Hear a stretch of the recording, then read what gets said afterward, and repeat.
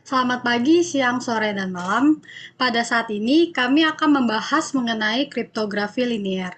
Sebelum itu, marilah kita mengucapkan puji syukur kepada Tuhan Yang Maha Esa karena kami semua dapat berkumpul bersama-sama untuk mempresentasikan materi yang akan kami bawakan saat ini.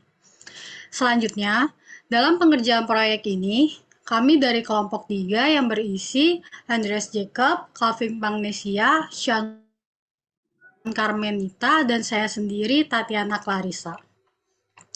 Selanjutnya, dalam pengerjaan proyek ini terdapat langkah pengerjaan yang akan kita lakukan, yaitu kunci asli, kata tersandikan, dan implementasikan ke dalam code.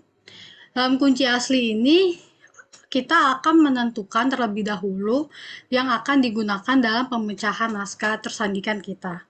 Dalam menentukan matriks kunci ini, kita mempunyai syarat bahwa matriks kunci yang dipakai dalam kriptosistem ini adalah sebuah matriks berukuran 3x3 yang berisikan bilangan bulat dan tidak singular. Lalu yang kedua ada kata tersandikan. Dalam penyusunan kata tersandikan ini, kita memulai dengan membuat naskah asli terlebih dahulu. Naskah asli yang dipilih mempunyai kriteria yang harus terpenuhi, yaitu naskah yang akan kita tentukan itu harus mempunyai kelipatan 3, yang berarti kata-katanya itu tidak boleh di luar dari kelipatan 3 karena akan kita ubah menjadi matriks kolom berukuran 3n kali 1 untuk suatu n yang akan dipecah-pecah menjadi n buah matriks blok berukuran 3 kali 1. Oleh karena itu, kita diharuskan untuk membuat dalam kelipatan 3. Lalu yang terakhir ada implementasi ke dalam code. Dari matriks kunci dan naskah asli yang telah ditentukan, langkah penyelesaiannya kami menggunakan sebuah code.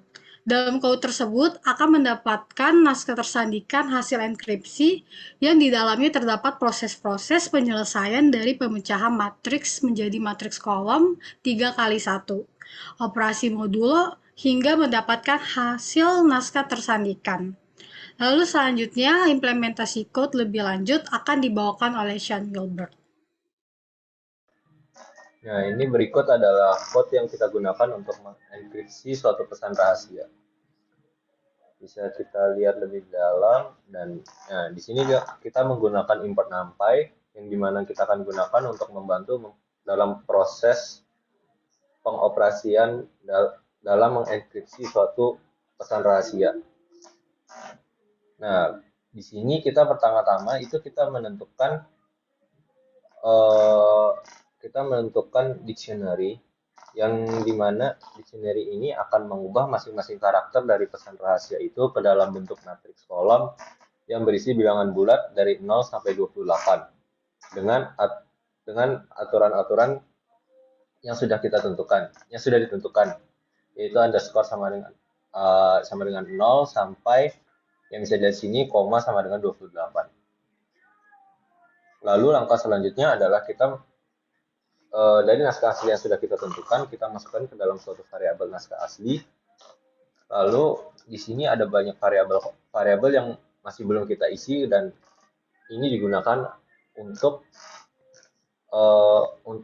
menyimpan data dari proses yang akan kita lakukan. Kemudian ini ada kata kunci yang kelompok kami gunakan, yaitu matriks 3x3 dengan isi min 2, min 24, 20, min 5, 18, min 15, 4, 5, 4, dan 1. Kemudian masuk ke dalam prosesnya. Proses yang pertama kita lakukan adalah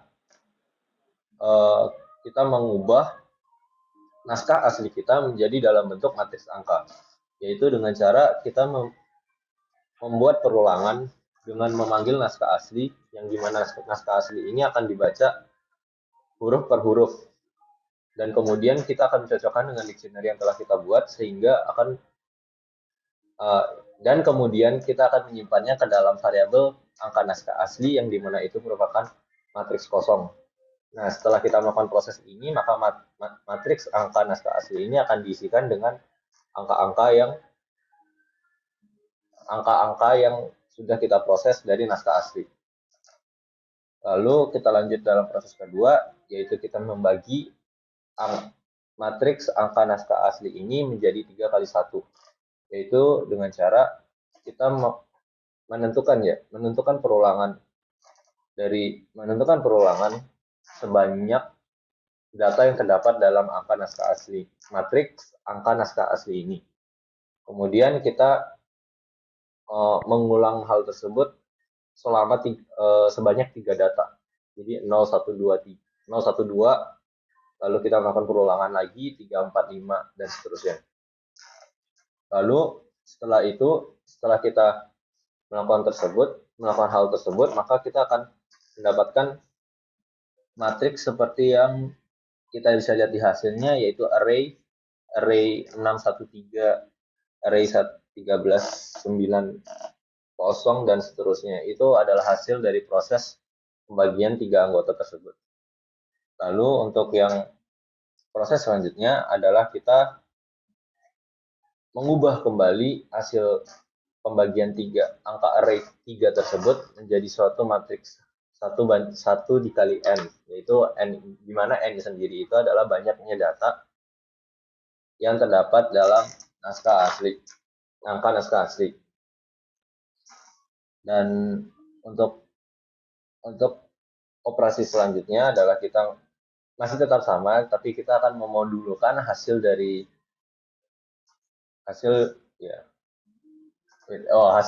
transpose tersebut, yaitu kita modulkannya dengan 29 karena banyak variabel dalam dictionary kita gunakan ada 29, dan itu akan mengoptimalkan kita dalam melakukan enkripsi sehingga hasilnya akan sesuai dengan apa yang kita inginkan.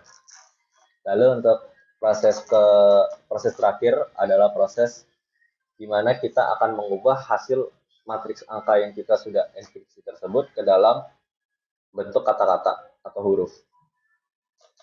Nah, di sini kita bisa lihat, di sini kita akan mengulangi data yang terdapat dalam hasil angka enkripsi tersebut, kemudian kita cocokkan kembali dengan dictionary yang telah kita buat, sehingga hasil dari proses ini kita dapat lihat, yaitu pada kolom bagian bawah ini. Nah, di mana di sini sudah hasil kita, naskah asli yang kita masukkan sudah teracak dan atau bisa dibilang sudah terenkripsi dengan proses-proses yang telah kita lakukan.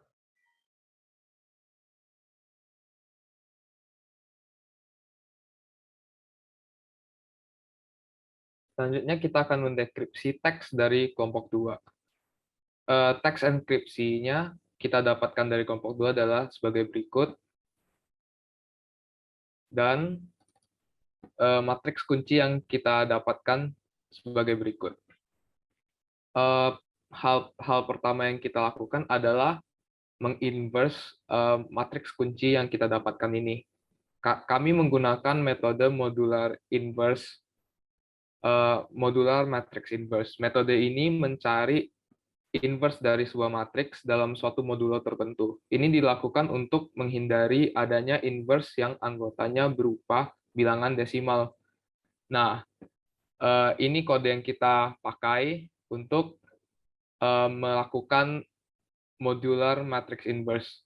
Oke, setelah kita inverse matriks kunci kita akan mengubah teks naskah yang terenkripsi ini menjadi angka-angka sesuai dengan dictionary yang kita buat. Selanjutnya kita kelompokkan menjadi submatriks yang beranggotakan 3.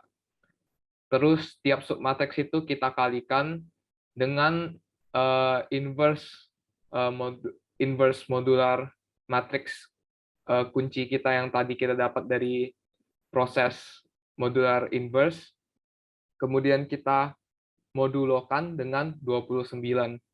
Terus kita masukkan ke dalam suatu list deciphered text code untuk mendapatkan angka-angka yang akan nanti kita ubah menjadi huruf sesuai dengan dictionary yang kita lakukan untuk mendapatkan hasil teks yang sudah kita dekripsikan. Dan hasilnya yang kita dapatkan dari mendekripsi teks ini adalah teks berikut ini. Selanjutnya, kita akan mempresentasikan hasil diskusi kita. saya serahkan pada Andreas. Sekarang kita akan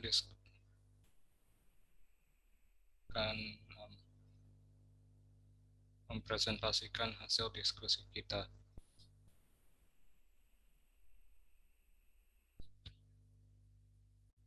Jadi untuk pertanyaan pertama, apakah sembarang matriks bilangan bulat 3x3 bisa dipilih untuk menjadi kunci kriptosistem? Jika iya, berikan alasannya. Jika tidak, berikan suatu syarat matriks-matriks yang dapat dipakai sebagai kunci. Jawaban kita adalah tidak semua sembarang matriks 3x3 bisa menjadi matriks kunci. Syaratnya adalah matriks tidak boleh singular karena butuh inverse dari kunci untuk mendekripsi. Untuk pertanyaan kedua, apakah memilih matriks identitas sebagai kunci adalah pilihan yang tepat? Jelaskan pilihan Anda.